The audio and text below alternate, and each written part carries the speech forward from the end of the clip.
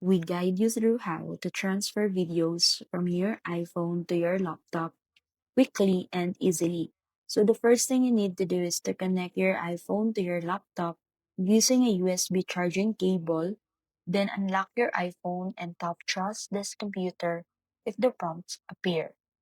On a Windows laptop, open File Manager or Explorer.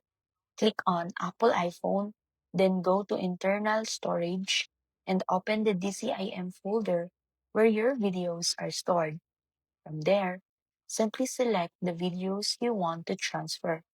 Right-click and copy them and paste them into any folder on your laptop.